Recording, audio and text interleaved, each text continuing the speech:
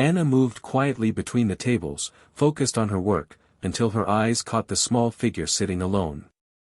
The sight of that little girl, staring down at her untouched food, sent a strange ache through her chest. Something about her stillness pulled at a place Anna thought had long gone numb. She tried to look away, but couldn't. The girl looked up, and for a second, everything inside Anna stopped. That gaze, soft, searching, too familiar, made her forget where she was. Her breath caught, her heart pounding like it recognized something before her mind did. The girl slid off the bench, holding her dress in her tiny fists, and walked toward her. Her voice was small, but it cut straight through the noise around them. "Ma'am, can you pretend to be my mom for the school play?" Anna froze. The air in her lungs vanished. Her pulse trembled against her ribs. She stared at that little face, the same blue eyes she'd carried in memory for years. A name rose from deep inside her, a name she had whispered into empty nights. Chloe. Anna sat alone, her hands shaking as she pressed them to her face. Every breath came uneven, every thought clawing at the edge of her composure. She had spent years burying those memories, but the sound of that child's voice had ripped them open again. She remembered the woman she used to be, the laughter, the warmth, the promises. The nights when Jason would hold her hand and say everything would be fine. But after Chloe was born, nothing felt fine. The joy she expected never came. Instead, a quiet darkness settled in, one that she couldn't explain. Jason's mother had stepped in, calm and cold, telling her she needed rest. Anna had believed her. She had written a letter before leaving, pouring everything into it, her love, her guilt, her promise to come back soon. She trusted that letter to carry her heart home. But it never did. When she returned, there was nothing. The house was empty. No Jason. No Chloe. No one waiting. Her world had been erased. Since then, she had wandered through years of silence, taking work wherever she could, schools, libraries, anywhere children laughed. It was the only way she could still feel close to what she'd lost. Somewhere in the faces of those children, she searched for her daughter's eyes. And today, she had found them. Anna stood behind the curtain, her palms damp, her heart unsteady. She shouldn't have been there, yet she couldn't leave. Chloe's small hand had pulled her into this moment, calling her mom like it was the most natural thing in the world. The word clung to Anna's skin, both blessing and wound. When Chloe took her place on stage, Anna followed quietly, her voice trembling through the simple lines of the play. Each word felt heavier than it should, like speaking them might break her open. And then Chloe looked up at her, eyes shining, and said softly, "Mom, thank you for always being there. I love you more than all the stars." It wasn't part of the script. But it was real. The kind of truth that slips out when the heart remembers something it was never told. Anna's throat closed. Tears blurred her vision, catching the faint light. Her hands trembled as she reached out to hold Chloe, feeling the shape of her own child in that small embrace. For a single heartbeat, the world felt whole again. Somewhere in the audience, a teacher smiled at the sight and lifted her phone, capturing the moment. She had no idea that her video wasn't just sweet, it was a spark about to set the past on fire. Jason leaned back in his chair, eyes on the endless rows of numbers glowing across his screen, until a message from the parent group chat blinked onto his phone. He almost ignored it. Then he saw Chloe's name. Absent-mindedly, he tapped play. The video started with laughter, children on stage, and then, her. Anna. The woman he had once loved, holding their daughter as if time had never broken them. For a moment, Jason couldn't breathe. His pulse roared in his ears. The same eyes, the same voice, alive, present, right there beside Chloe. He watched until the screen went dark. Every muscle in his body locked tight, confusion colliding with anger, grief, and something far more dangerous, longing. She had left them. She had vanished without a word. And now she was back, standing beside their child as if nothing had happened. He stood abruptly, grabbing his keys. There was no plan, no thought, only the weight of 5 years of silence pressing against his chest. The drive blurred past in flashes of red lights and clenched fists. At the school, the principal's office door clicked shut behind him. Anna sat inside, her hands folded, unaware. She thought she'd been called for something simple. She had no idea the past she'd been running from was about to open the door. The door swung open hard enough to rattle the frame. Jason's voice hit her before she could even stand. "What the hell do you think you're doing?" Anna's body stiffened. The sound of his anger felt like something breaking open inside her. She turned slowly, her voice barely a whisper. "Jason."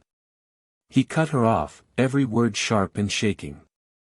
"You had no right to be near her. No right to touch her. To pretend." "I wasn't pretending," Anna said, her voice trembling but steady enough to hold. "I wasn't pretending anything." Jason laughed once, bitter and hollow. "You walked out on her. On me. And now you show up like nothing happened. You think you can just stroll in and play mother again?" Her breath came short. "I didn't walk out," she whispered. "You never knew the truth." He stepped closer, eyes burning. "The truth? You disappeared, Anna. You left. Don't you dare stand here and rewrite it." Her voice cracked. "You never gave me a chance to explain." But before she could finish, a small sound froze them both. "Daddy?" They turned. The door was open just a crack, Chloe standing there, her small fingers gripping the frame. Her eyes were wide, confused. "Why are you mad at Miss Anna?" she asked softly. "She made me feel like I had a real mom." The room fell silent. Jason's shoulders dropped. Anna couldn't move. The space between them filled with everything they'd lost, and the little girl who didn't understand why love had to hurt this much. Anna sat on the bench, her hands clenched so tightly that her knuckles ached. She had nothing left to hold on to but the sound of her own breath. Mrs. Delaney sat beside her, quiet for a moment before speaking softly. "That little girl, she's your daughter, isn't she?" Anna's eyes filled instantly. She nodded, unable to form a word. The tears came without warning, spilling over as if years of silence had finally found their escape. "She doesn't know," she whispered. "He won't let me near her. He still thinks I left." Mrs. Delaney hesitated, her expression clouded with something like guilt. "He still believes that?" "Yes," Anna said weakly. "Because that's what he was told." Mrs. Delaney looked down, her voice lowering. "Years ago, before I worked here, I tutored at the Carter's home. One morning, I saw a letter on the counter, your name on the envelope. I recognized your handwriting. His mother saw me looking at it. She took it, hid it in a drawer. She said she couldn't risk Jason forgiving you. That he was better off angry." Anna's breath caught. For a second, she couldn't even cry. The truth hit so hard it hollowed her out. All those nights she'd begged the universe for a reason, here it was, cruel and simple. Her pain had been built on someone else's lie. She pressed her hands to her face, the sound of her sobs breaking what little calm she had left. "She took everything from me," she whispered. Behind them, a faint sound, a step, a breath, but neither woman turned. At the end of the hallway, Jason stood frozen, his world tilting beneath him. Every word he'd just heard cracked the foundation of everything he'd believed. The truth he had clung to for 5 years had just turned to ashes. Anna stood near the side exit, clutching her bag like it could steady her. She watched from a distance as children lined up in their costumes, laughter rising and falling around them. Chloe stood among them, still and quiet, her hands twisting the hem of her dress. That sight alone nearly broke her. Anna turned toward the door. Leaving felt easier than watching her child pretend someone else would be in the audience for her. But before she could take a step, she heard his voice. Jason's. Softer this time. She needs her mom, he said. Stay. Please. Anna froze. The words didn't sound like anger. They sounded like surrender. She turned slowly. He wasn't glaring anymore, he looked tired, raw, and certain. She nodded once, her throat too tight to speak.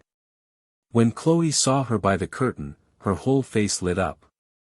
You came, she whispered, her voice trembling between joy and disbelief. Anna knelt and smoothed the little folds in her dress. I wouldn't miss it for the world. The lights dimmed. Chloe stepped onto the stage, holding her paper heart. Her voice wavered but didn't break. My mom loves me even when the world says she shouldn't. Gasps rippled through the room, but Chloe didn't notice. She turned her head, searching for Anna, then suddenly ran, straight off the stage, her shoes clapping against the floor. She threw her arms around Anna's waist, pressing her face into her side. Anna fell to her knees, gathering her daughter close, her tears finally spilling free. The room fell utterly silent. And then Jason moved, slow, steady, until he reached them. He knelt beside them both, one hand resting on Chloe's shoulder, the other trembling between them. No words. No explanations. Just the quiet truth that love had found its way back, right there in front of everyone. The days after the play moved softly, as if time itself was careful not to startle them. Their moments were small, quiet dinners, gentle laughter, Chloe's stories spilling over the table. Anna read to her at night while Jason listened from the doorway, the sound of her voice stitching back pieces he didn't know were still missing. Everything felt fragile but alive. The air between Jason and Anna was hesitant, full of pauses where pain used to live. One evening, as Chloe slept, Jason stood by the window, his voice low. I'm sorry, he said. For believing what I was told. For not finding you. Anna didn't answer right away. She only looked at him, her eyes soft but guarded. Then she gave a faint nod, the kind that says more than words ever could. Forgiveness wasn't spoken, it just began. Days turned into weeks, and laughter started to sound normal again. Chloe's giggles filled the rooms like sunlight finding its way through cracks. For the first time in years, love didn't feel like something borrowed. But peace never stays untested. On a quiet morning, just when it seemed the world had finally stopped trembling, the sound of footsteps at the gate froze Anna in place. The ghost of betrayal had come back, and it knew her name. Anna froze when she heard the gate creak open. The sound of heels on stone made her stomach twist before she even looked up. Jason's mother stood there, composed, sharp, every movement deliberate. Her voice slid through the air like a blade. You don't belong here. Anna's hands trembled, but her voice didn't. You stole my letter, she said, each word trembling with years of hurt. You destroyed my life. A thin smile curved on the older woman's lips. You left, Anna. You were unfit then, and you still are now. Don't twist the truth to make yourself the victim. Something in Anna snapped. I never left her, she said, her voice breaking through its own fear. You made him believe that. You took my words, my only chance, and you buried them. The woman's eyes narrowed. Jason will see this for what it is, manipulation. But before she could say more, a quiet voice came from behind her. No. She turned. Jason stood there, still holding his coffee cup, his face pale but resolute. He walked closer, his steps slow, unshakable. You don't get to threaten her anymore, he said, his tone low, final. His mother blinked, disbelief flickering in her eyes. Jason. He cut her off gently but firmly. She's Chloe's mother. And mine. The silence that followed carried more power than any argument could. The older woman's expression cracked, pride collapsing under the weight of truth. Without another word, she turned and walked away. For the first time in years, Anna didn't have to defend herself. Jason had stood where she'd once been left alone, and this time, he didn't move. Chloe's laughter carried across the open space, bright and boundless. She ran ahead of them, arms stretched wide, calling back for them to watch. Jason and Anna sat side by side, quiet, their eyes following her. The stillness between them no longer felt heavy. It felt full. Anna bent to fix her shoe, but before she could, Jason crouched in front of her, just like he used to. "You untied them again," he murmured with a faint smile. His hands moved gently, the motion simple, ordinary, but it held everything they hadn't said. When he looked up, the words came out barely above a whisper. "Let's not miss another play again, as a family." Anna's throat tightened. Tears rose, but this time they didn't burn. She nodded slowly, a trembling smile breaking through. "As a family." Chloe turned and saw them, her face glowing. "Come play," she shouted, running toward them, laughter spilling into the air. Jason stood and reached for Anna's hand. She took it, fingers steady in his.